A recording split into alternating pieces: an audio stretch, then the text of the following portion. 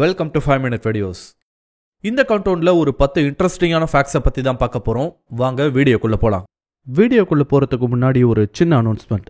நம்ம சேனலை ரொம்ப நாளா பார்க்கறவங்களுக்கு தெரியும், நம்ம பெய்டு அட்வர்டைஸ்மெண்ட்லாம் எதுவும் பெருசா பண்றது கிடையாது. But it's getting tough these days. So என்னோட ஒர்க் உங்களுக்கு பிடிச்சிருந்தா, உங்களுக்கு விருப்பம் இருந்தா நம்ம சேனலோட growthக்கு உங்களால முடிஞ்ச கான்ட்ரிபியூஷனை பண்ணுங்க. அதுக்கான யூபிஐ ஐடி இப்போ ஸ்க்ரீன்ல வரும் அண்ட் டிஸ்கிரிப்ஷன்லயும் இருக்கும். அண்ட் அப்ராட்ல இருக்கவங்களுக்கு பை மீ எ காஃபி லிங்கையும் நான் கீழே கொடுத்துருக்கேன். ஸோ பார்த்து பண்ணுங்க. Africa is tearing into two. இப்போ நம்ம பார்த்துக்கிட்டு இருக்க இந்த ஆப்பிரிக்க கண்டம் ரெண்டா பிளக்க ஆரம்பிச்சிருக்கு. அதுவும் ரொம்ப ஸ்லோவா.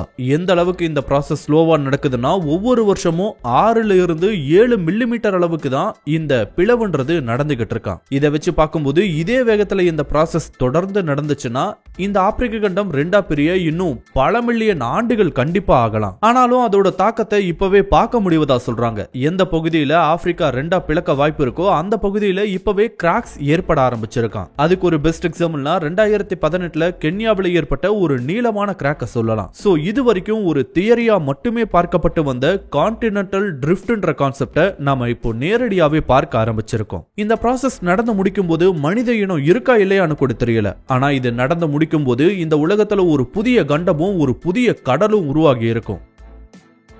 Largest clock face. இந்த உலகத்துல இப்போதைக்கு மிகப்பெரிய கடிகாரமா எதை குறிப்பிடுறாங்க தெரியுமா?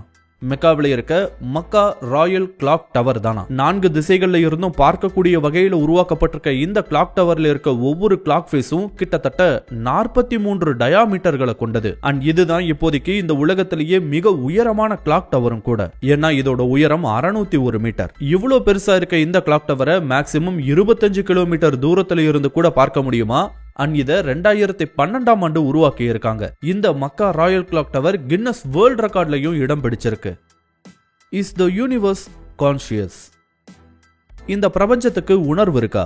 கேட்க ஏதோ சயின்ஸ் ஃபிக்ஷன் படத்தோட கதை மாதிரி இருக்கல. ஆனா சில தியரிஸ் படி இந்த பிரபஞ்சத்துக்கும் உணர்வு இருக்குன்ற மாதிரி குறிப்பிடுறாங்க. ஃபார் எக்ஸாம்பிள் பேன் சைக்கிசிசம்ன்ற ஒரு தியரியில என்ன சொல்றாங்கன்னா, மனிதர்கள் ஆரம்பிச்சு உயிர் வாழக்கூடிய எல்லா உயிரினங்களுக்கும் கான்சியஸ்னஸ் இருக்கு. இவற்றுக்கு மட்டுமே இல்லாம பாறை, கல், மண், ஏன் எலக்ட்ரான்ஸ் மாதிரியான ஸ்மால் பார்ட்டிகல்ஸ்க்கு கூட ஒரு கான்சியஸ்னஸ் இருக்கான். இவற்றுக்கெல்லாம் மனிதர்கள் மாதிரியான ஒரு உணர்வு நிலை கண்டிப்பா இருக்க வாய்ப்பில்லைனாலும் ஒரு பிரிமிட்டிவ் ஃபார்ம் ஆஃப் கான்சியஸ்னஸ் அதுக்கும் இருக்குன்னு குறிப்பிடுறாங்க. அதன் அடிப்படையில பார்க்கும்போது இந்த பிரபஞ்சத்துக்கும் கண்டிப்பா உணர்வு இருக்குன்னு குறிப்பிடுது இந்த தியரி. இந்த தியரி மட்டுமே கிடையாது, காஸ்மோசைக்கிசிசம், இன்டகிரேட்டட் இன்ஃபர்மேஷன் தியரி மாதிரி வேறு சில தியரிஸும் இந்த பிரபஞ்சத்துக்கு கண்டிப்பா கான்சியஸ்னஸ் இருக்குன்ற மாதிரி தான் சொல்லி இருக்கு. இதை நிரூபிக்க முடியுமான்னு தெரியல, பட் இப்படியும் சில தியரிஸ் இங்க சொல்லப்பட்டிருக்கு.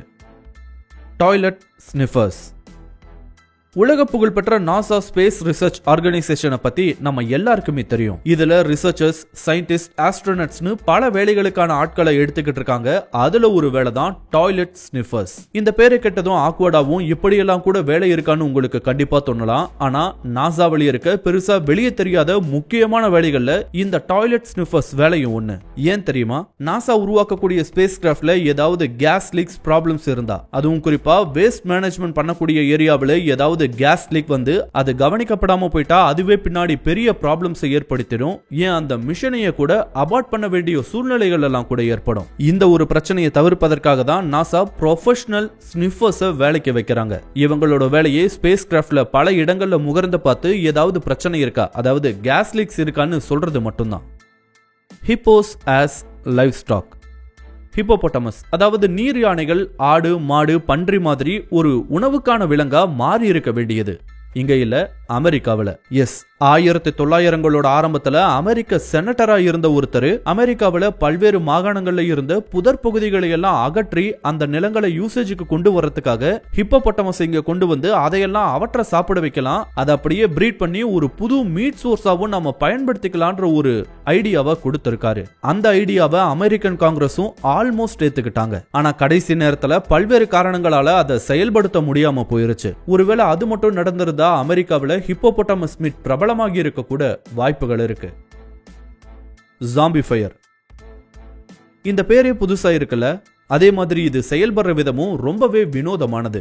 எப்படின்னா ஒரு மிகப்பெரிய வனப்பகுதியில பீக் சம்மர் டைம்ல காட்டுத்தீ ஏற்படுவதும் அதனால பெரும்பாலான வனப்பகுதி அழிந்து போவதும் உலகம் முழுக்க நடக்கக்கூடிய ஒரு நிகழ்வு தான். அப்படி ஏற்படக்கூடிய காட்டுத்தீ சில தினங்கள்லயோ இல்ல சில வாரங்கள்லயோ தானாவே அணைஞ்சு போவும் இல்ல அணைக்கப்பட்டுடும். பட் இங்க தான் கண்ணுக்கு தெரியாத ஒரு பிரச்சனை இருக்கும். அதுதான் இந்த ஜாம்பி ஃபயர். எப்படின்னா ஒரு பெரிய காட்டுத்தீனால அழிஞ்சு போன ஒரு மரத்துக்குள்ள அந்த தீ உயிர்ப்போட இருக்க வாய்ப்புகள் இருக்கு. அது கொழுந்து விட்டு எரியணும்ன்றதெல்லாம் கிடையாது. ஜஸ்ட் அணையாம இருந்தாலே போதும். இதுக்கு நடுவுல பனிப்பொழிவு ஏற்பட்டு அந்த பனியும் கரைஞ்சு போகலாம். ஆனா அது எதுவுமே அந்த தீய ஒண்ணுமே பண்ணாதான். ஒன்ஸ் அந்த பனியெல்லாம் கரைஞ்சு போய் மறுபடியும் பீக் சம்மர் டைம் வரும்போது முதல் வருஷம் எங்க அந்த காட்டு தீ ஏற்பட்டுச்சோ அதே இடத்துல மறுபடியும் திடீர்னு நெருப்பு பத்திக்கிட்டு எரிய ஆரம்பிக்குமா, அதுக்கு பேரு தான் ஜாம்பி ஃபயர். இந்த மாதிரியான ஜாம்பி ஃபயர்ஸ் இது வரைக்கும் நிறைய முறை பதிவு செய்யப்பட்டிருக்கு. அண்ட் இது எப்படி நடக்குதுன்னு சொல்லிட்டு பல வருஷத்துக்கு முன்னாடியே கண்டுபிடிச்சிட்டாங்க தான். ஆனா இத தடுக்க மட்டும் இப்ப வரைக்கும் முடியல.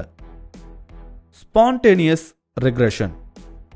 மனிதர்களுக்கு ஏற்படக்கூடிய மோசமான நோய்கள்ல கேன்சர் ஒண்ணு. இந்த கேன்சர் மட்டும் ஒருத்தருக்கு வந்துட்டா அதுல இருந்து தப்பிக்கிறது ரொம்ப ரொம்ப கஷ்டமான ஒண்ணு. அதே மாதிரி இதோட ட்ரீட்மெண்ட்டும் வலி மிகுந்த ஒண்ணுன்னு சொல்லலாம். அப்படிப்பட்ட கேன்சர்னால பாதிக்கப்பட்ட வெகு சிலருக்கு, மறுபடியும் சொல்றேன், வெகு சிலருக்கு திடீர்னு அந்த கேன்சர் முற்றிலுமா காணாம போன நிகழ்வுகள் எல்லாம் கூட இங்க பதிவு செய்யப்பட்டிருக்கு. இதுக்கு பேரு தான் ஸ்பான்டேனியஸ் ரிக்ரெஷன். அது எப்படி இவங்களுக்கு மட்டும் இப்படி ஏற்படும்ன்ற ஒரு கேள்வி வரலாம். பட் அதுக்கான விடை லிட்டரலி யாருக்குமே தெரியல. ஒரு ஆங்கிள் என்ன சொல்றாங்கன்னா மேபி விரதம் இருப்பதால கூட இந்த பிரச்சனை அவங்களுக்கு தீர்ந்திருக்கலான்ற மாதிரியான ஒரு கருத்தை சொல்றாங்க. இதுக்கு அவங்களால சில காரணங்களும் முன்வைக்கப்படுது. என்ன காரணம்னா ஒருத்தர் விரதம் இருக்கும்போது அவங்களுக்கு தேவையான எனர்ஜி கிடைக்காது. அப்படி எனர்ஜி கிடைக்காம போகும்போது ஒருத்தரோட உடல்ல இருக்க கேன்சர் செல்கள் தான் முதல்ல இருந்து உடலை விட்டு வெளியேற வாய்ப்பு இருக்காம். ஒருவேளை அப்படிதான் இவங்களுக்கும் கேன்சர் காணாம போயிருக்கலான்ற ஒரு காரணத்தை சொல்றாங்க. அப்படின்னா கேன்சர் பிரச்சனை இருக்க எல்லாருமே இதை பயன்படுத்தலாமேன்னு கேட்டா அது நிறைய பேருக்கு ஒர்க் ஆகிறது இல்ல. அண்ட் அதுதான் இதுல இருக்கக்கூடிய மர்மமே. எப்படி இவங்களுக்கு மட்டும் இப்படி ஒரு விஷயம் நடந்ததுன்னு சொல்லிட்டு யாருக்குமே தெரியல. அது சம்பந்தமான ஸ்டடிஸும் மேற்கொள்ளப்பட்டு வருது. ஸ்கைக்வாக்ஸ். நம்ம எல்லாருக்குமே நிலத்துல ஏற்படுற நிலநடுக்கத்தை பத்தி நல்லாவே தெரியும். ஆனா வானத்துல ஏற்படுற ஸ்கைக்வாக்ஸை பத்தி கித்தனா பேருக்கு தெரியும்? இதுல என்ன நடக்கணும்னு சொல்றாங்கன்னா வானத்துல இருந்து வித்தியாசமான ஒலிகள் லைக் டீப் பூம் மாதிரியான சவுண்ட், ட்ரம்பட் வாசிக்கிற மாதிரியான சவுண்ட்ஸ் வர்றதை தான் ஸ்கைக்வாக்ஸ்னு குறிப்பிடுறாங்க. உலகத்தோட பல இடங்கள்ல இந்த மாதிரி நடந்திருக்கு. இது சம்பந்தமா பல்வேறு வெல் டாக்குமெண்டட் கேசஸும் இருக்கு. இவ்வளவு இருந்தாலும் இவை ஏற்படுவதற்கான காரணம் என்னன்னு சரியா தெரியல. மேபி வானத்துல வேற வேற பிரஷர்ல இருக்க காற்று ஒன்றா சேரும் போது இப்படி ஒரு விஷயம் ஏற்படலாம்னு சொல்றாங்க. அதே மாதிரி சில கேஸ் பபிள்ஸ்னால இவை ஏற்படுவதா பல்வேறு தியரிஸ் இதுக்கு பின்னாடியும் சொல்லப்படுது. ஆனா இது எல்லாமே தியரிஸா தான் இருக்கே தவிர இதுக்கான ரியல் ரீசன் என்னன்னு இப்ப வரைக்குமே தெரிய வரல. Spaghetti monster. கடல்ல வாழக்கூடிய ரொம்பவே வினோதமான உயிரினங்கள்ல இந்த ஸ்பெகட்டி மான்ஸ்டர் ஒண்ணு. இது ஜெல்லிஃபிஷ் வகை உயிரினத்தை சேர்ந்தது. பார்க்க வித்தியாசமா இருந்தாலும் இது ரொம்பவே ஆபத்தான உயிரினம்னு குறிப்பிடுறாங்க. ஜெல்லிஃபிஷ்க்கு தன்னை காப்பாத்திக்க எப்படி உடல்ல விஷம் இருக்கோ அதே மாதிரி இதுக்கும் உடல் முழுக்க விஷம் இருக்காம். சோ கடல்ல இதை பார்க்கும்போது வித்தியாசமா இருக்குன்ற ஒரு ஆர்வத்துல அதை பிடிக்க போனாங்கன்னா அந்த ஆர்வமே அவங்களுக்கு ஆபத்தா முடிய கூட வாய்ப்புகள் இருக்கு. ஒருவேளை அலர்ஜி மாதிரியான பிரச்சனை இருக்கவங்க இந்த உயிரினத்தை தொட்டா அவங்களோட உயிருக்கே கூட ஆபத்து ஏற்படலாம்னு குறிப்பிடுறாங்க. ப்ரீகாக்னிஷன்.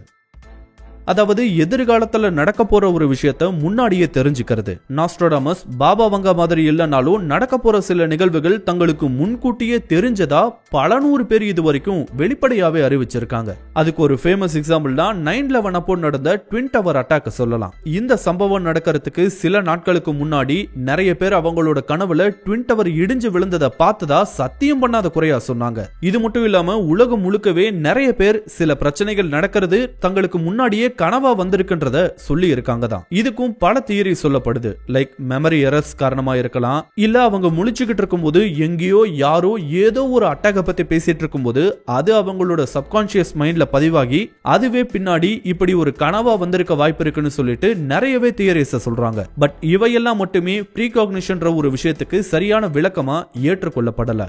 மேபி இது சைக்கிக் சம்பந்தமான ஏதாவது விஷயமா இருக்கலாமான்னு கூட சந்தேகங்கள் இருக்கு. இருந்தாலும் இந்த ப்ரீகாக்னிஷன் எப்படி ஏற்படுதுன்னு யாருக்கும் எந்த ஐடியாவும் இல்ல. இந்த வீடியோ உங்களுக்கு பிடிச்சிருந்தா லைக் பண்ணுங்க, கமெண்ட் பண்ணுங்க, ஷேர் பண்ணுங்க. இதே மாதிரியான புதிய வீடியோக்களை பார்க்க மறக்காம 5 Minute Videos சேனலுக்கு சப்ஸ்கிரைப் பண்ணுங்க.